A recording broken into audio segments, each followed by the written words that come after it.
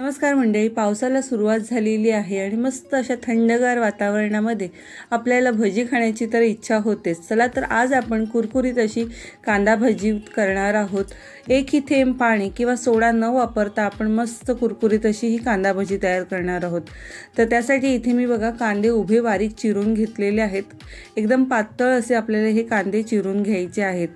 तर सुरुवातीला आपल्याला कांद्यामध्ये मीठ घालायचं आहे। तर जेवढं भजीला आपल्याला मीठ लागेल त्या प्रमाणामध्ये आपल्याला इथे मीठ घालायचं आहे आणि कांदा हा चुरून घ्यायचा आहे।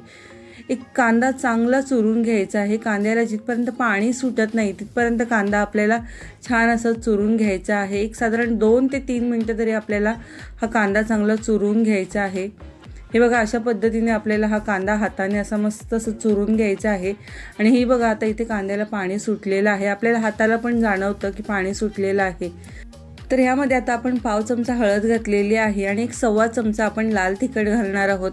तिखट आपल्याला जेवढ्या आवडीप्रमाणे आपण ह्यामध्ये तिखट घालू शकतो।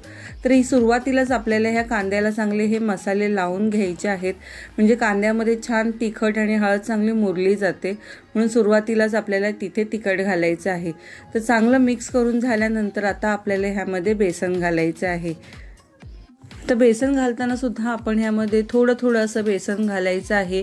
तरी ह्यामध्ये मी साधारणतः 1.25 कप एवढं बेसन घातलेलं आहे। बेसन बरोबरच आपल्याला ह्यामध्ये 1 मोठा चमचा आपल्याला तांदळाचं पीठ घालायचं आहे। तांदळाच्या पिठामुळे आपली भजी छान कुरकुरीत होते, म्हणून थोडं तरी आपल्याला ह्यामध्ये तांदळाचं पीठ घालायचं आहे। आणि आता हे पीठ आपण चांगलं कांद्यामध्ये मिक्स करून घेणार आहोत। हाताने असं चांगलं मिक्स करून घ्यायचं आहे, म्हणजे आपल्याला बेसनचं प्रमाण सुद्धा कळतं। कमी झाल्यास आपण ह्यामध्ये थोडंसं बेसन आणि थोडंसं तांदळाचं पीठ वरून पुन्हा घालू शकतो आणि चांगलं मिक्स करून घ्यायचं आहे। तर आपण ह्यामध्ये 1.25 कप एवढं बेसन घेतलं होतं आणि थोडंसं आपण ह्यामध्ये तांदळाचं पीठ घेतलं होतं। हे परफेक्ट आता मिश्रण आपलं तयार झालेलं आहे। आणि हे बघा एकदम आपलं मिश्रण मस्त एकही थेंब पाणी न घालता परफेक्ट असं इथे तयार झालेलं आहे। तर आता भजी घालताना हे बघा अशी भजी आपल्याला थोडंसं हाताने मिश्रण घ्यायचं आहे आणि सोडायचं आहे। असंच घ्यायचं आहे, म्हणजे जी कांद्याची जी टोकं आहेत ती सुद्धा आली पाहिजेत, म्हणजे छान काटेरी इथे आपली कांदा भजी तयार होते। तर तेल इथे गरम झालेलं आहे आणि अशीच बघा आपण ह्यामध्ये ही कांदा भजी सोडायची आहे। मध्यम आचेवर आपल्याला इथे ही कांदा भजी छान अशी तळून घ्यायची आहे। पूर्ण तेलामध्ये बसेल एवढी आपल्याला ही कांदा भजी घालायची आहे। जास्तही घालायची नाहीये, नाहीतर ती गर्दी होते आणि मग ती भजी व्यवस्थित तळली जात नाही। म्हणून थोडी आता इथे बघा आपण कांदा भजी घातलेली आहे आणि आता आपण मस्त ही तळून घेऊया। एका बाजूने छान अशी तळून झाल्यानंतर आपल्याला ती दुसऱ्या बाजूने सुद्धा चांगली तळायची आहे। तर आपण चमच्याने थोडीशी अशी खालीवर करायची आहे, म्हणजे भजी सगळ्या बाजूनी चांगली तळली जाते। आणि हे बघा मस्त इथे आता 5-1 मिनिटामध्येच आपली भजी छान अशी तळून होते। हलकासा गोल्डन ब्राऊन रंग येईपर्यंत आपल्याला ही भजी तळायची आहे।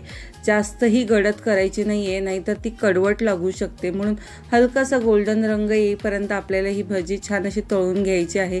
बघा आता मस्त रंग आलेला आहे भजीला आणि आपली भजी मस्त तळून झालेली आहे। तर आता आपण ही काढून घेऊया। पाणी न घालता आपण ही भजी तयार करतो, त्यामुळे ही भजी तेलकटही होत नाही, मस्त अशी ड्राय होते। तर बघा मस्त आपली इथे कांदा भजी तयार झालेली आहे। तर आता आपण बाकीची सुद्धा कांदा भजी अशाच पद्धतीने तळून घेणार आहोत। तर अशा मस्त पावसाळ्याच्या दिवसामध्ये तुम्हाला सुद्धा अशी गरमागरम भजी खायला आवडते का?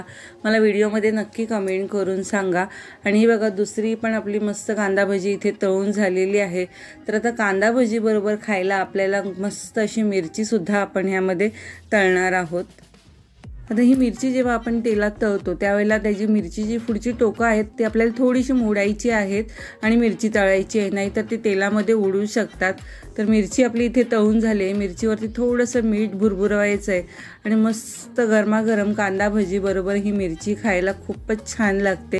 तर आज आपण बनवलेली गरमागरम आणि कुरकुरीत अशी कांदा भजीची रेसिपी तुम्हाला कशी वाटली हे व्हिडिओमध्ये मला नक्की कमेंट करून सांगा। आणि रेसिपी आवडल्यास नक्की आपल्या व्हिडिओला जास्तीत जास्त लाईक करा, शेअर करा आणि आपल्या चॅनलवर नवीन असाल तर आपल्या चॅनलला सबस्क्राईब सुद्धा करा। चला